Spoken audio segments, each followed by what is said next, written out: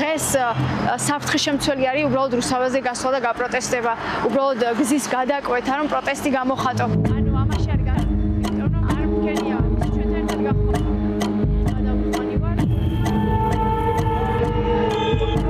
რუსთაველის გამზირზე მელიქიშვილზე ან ქვეყნის ნებისმიერ კუთხეში რეჟიმის წინააღმდეგ ხმის ამოღებას თავისუფლების ფასი აქვს. 23 წლის სტუდენტი მეგი დიასამიძეს იზოლატორში სწორედ კალაძის ბანერზე დაწერილი რუსული ოცნების გამო აღმოჩნდა.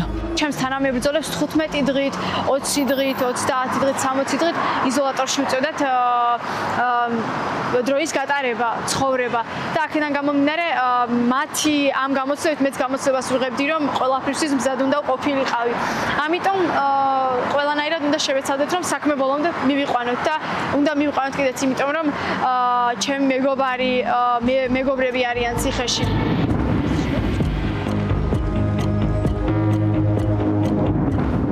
პროტესტში მისი აქტიური ჩართულობა პოლიციელებს არ გამოპარვიათ. ამის გამო გაფრთხილებებსაც ხშირად იღებდა. მისი მონაყოლით აქციებიდან სახლში დაბრუნებისას ხშირად აჩერებდნენ იდენტიფიცირების მიზნით. გამიკვირდა, თუმცა მზად ყველაფრისთვის ვიყავი, იმიტომ რომ ძალიან ხშირად მქონდა მომენტი, როდესაც ქუჩაში მაჩერებდნენ.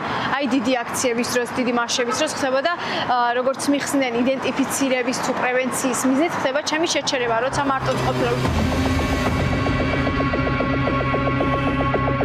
კალაძის ბანერის დაზიანების გამო 23 წლის სტუდენტი გირაუთი გაათავისუფლეს, მაგრამ იზოლატორი დაკავებიდან მეორე დღეს უპრობლემოდ დატოვეს ოცნების ტიტუშკებმა, რომლებიც 8 სექტემბერს კალაძის ოფისიდან გამოცივდნენ, ჯერ გინება დაიწყეს, შემდეგ კი თავს დაესხნენ აქციის მონაწილეებს. ტიტუშკებმა არც მათ პირად დაცვად ქცეული პოლიციელები დაინდეს და ბოთლები ესროლეს, მაგრამ სამართალდამცავის ლუყის აწითლების გამო ამ ქვეყანაში მხოლოდ ქალ ჟურნალისტს აკავებენ.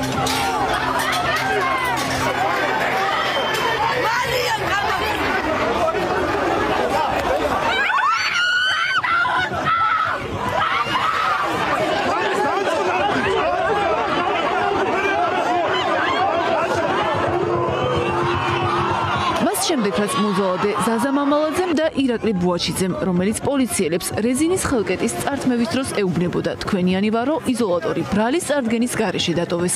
კალაძეს ვკითხეთ, რას ფიქრობდა შერჩევით სამართალზე.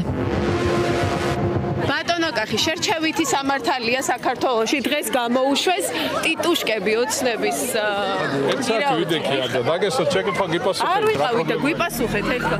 კითხვების ასასმელად ერთ-ერთი ტიტუშკის ვახტანგ ბუცხრიგიძის სახლთან მივედით. ის ადგილზე არ დაგვხვდა. კითხვებზე პასუხი არც მისმა ძმამ გაგუცა. ხვრიკიძე აქ ცხოვრობს. თქვენი ახლობელია? თქვენ ქართული ოცნების მოისურვებით ვიათ. ერთი უკაცრავად. ნახეთ, ეს არის მისი დავალება, რომ ქალებზე იძალადოს და აგინოს აქციის მონაწილეებს და ჟურნალისტებს. მას შემდეგ რაც 8 სექტემბერს მელიქიშვილის გამზირზე ივანიშვილის დაგეშილმა ტიტუშკებმა სირბილი და ხალხის ცემა შეწყვიტეს. მეორე დღეს კალაძის ახალ შტაბთან უფრო მეტი ადამიანი შეიკრიბა. ამჯერად ტიტუშკები გარეთ აღარ გაუშვეს, მაგრამ შენობაში სრული მობილიზება ჰქონდათ.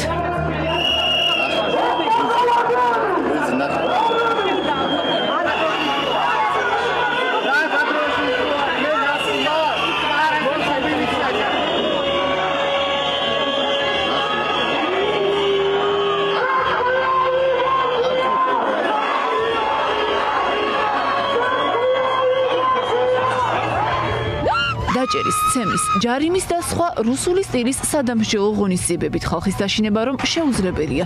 ეს რეჟიმისთვის მიმდინარე კვირაშიც ცხადი გახდა. ახლა რუსთაველის გამზირამდე ხალხი ჯერ მელიქიშვილის გამზირზე მიდის, სადაც კალაძეს და მის ტიტუშკებს ცნობილ საპროტესტო სიმღერას უმღერიან.